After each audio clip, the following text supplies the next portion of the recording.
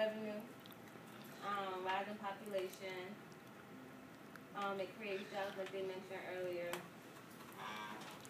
Contributes to state economy. External effects of immigration. Increased efficiency.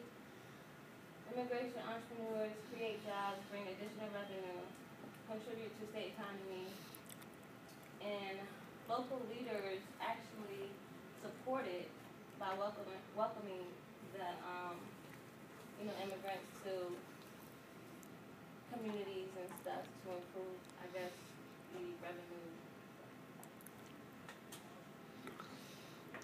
Grows the economy and strengthens community, and helps stabilize, revitalize, and strengthen local economies. Back that one up. I took a look at a lot of people that are against illegal immigrants, and one of the main arguments is a lot of them seem to think that it's a great idea to just ship them all back to wherever they came from. And I took a look at that and I thought, well, exactly what would that do? Is that even a good idea? So if that's the big plan, if we're so against it, well, okay, fine, let's ship them all back. Well, let's see what happens when you do that. It harms local state economies. You lose things like workers, taxpayers, and consumers.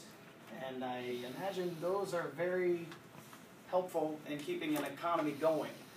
None of those equals no money. It can and probably most likely would. It'll shrink GDP. This statistic will say 10.8 million. I'm sorry, billion. Probably even higher than that.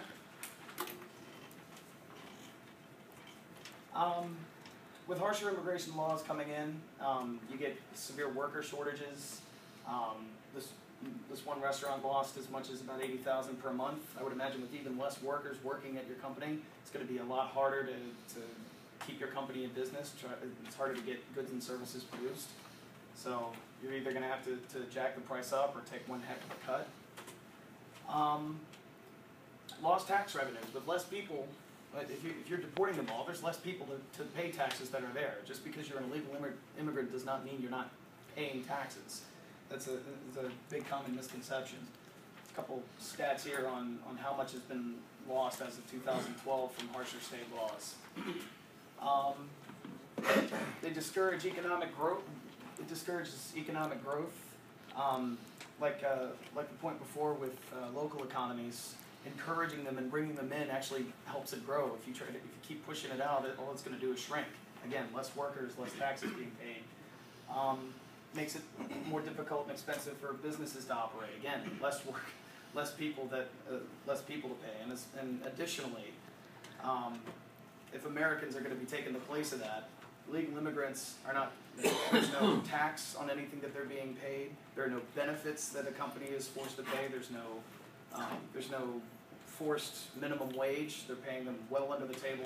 You start putting Americans in there, suddenly there's a much higher cost for labor, which is going to result in higher price of goods and services. It's going to throw everything in balance. There's also a legal issue with these last 2 points here. Not only do you have to make these laws, you've got to enforce them. That means you've got to spend a whole lot of money making sure that it's even harder for immigrants to make it in, and for those that are already in and are able to stay here legally, you're going to have to spend even more trying to defend the idea that they're allowed to stay here. So ultimately, deporting them really not helpful for the economy at all.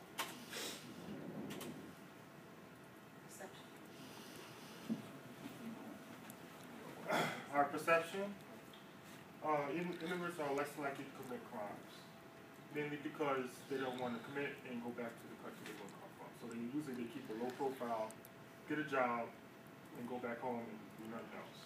Most of them got families also. For the majority of Americans, about 55%, they favor authorized immigrants to eventually allowed to come have a citizenship if they meet the U.S. requirements. And most Americans believe that they don't take the economy away, they don't take the jobs away. And they have the opportunity to have houses, have legal entry for future immigrants and offer them other opportunities. Also, 61% of Americans favor the legalization and path to citizenship. Both Democratic and Republicans, they think immigrants strengthen the economy with strong majorities and path to citizenship to authorized workers.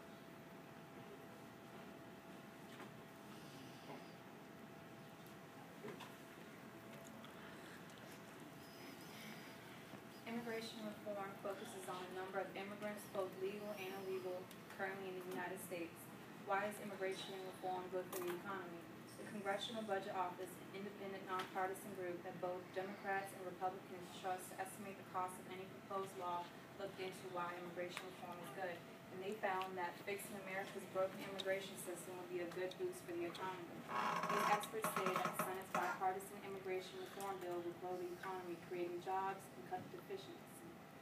If immigration reform passed this year, it could help boost our nation's GDP by more than 5.4%, or $1.4 trillion in 2033. The way they got the number like that is that our country already attracts the best and brightest from all around the world, from entrepreneurs to skilled and other hardworking immigrants to students who are seeking degrees so they can graduate. But the current broken system often prevents them and their ideas from staying here in the U.S. Immigration reform will make it easier for entrepreneurs to come here and start businesses, creating good jobs for American workers.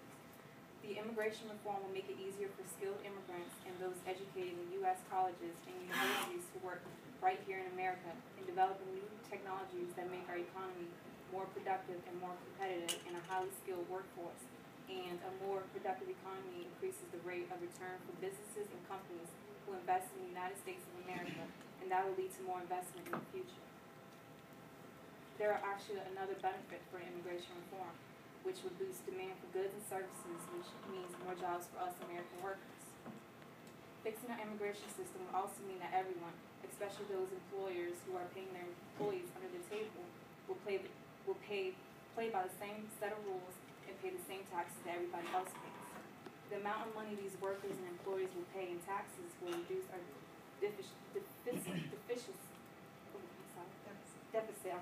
difference between what the government receives and what it spends by nearly $850 billion over the next 2 decades.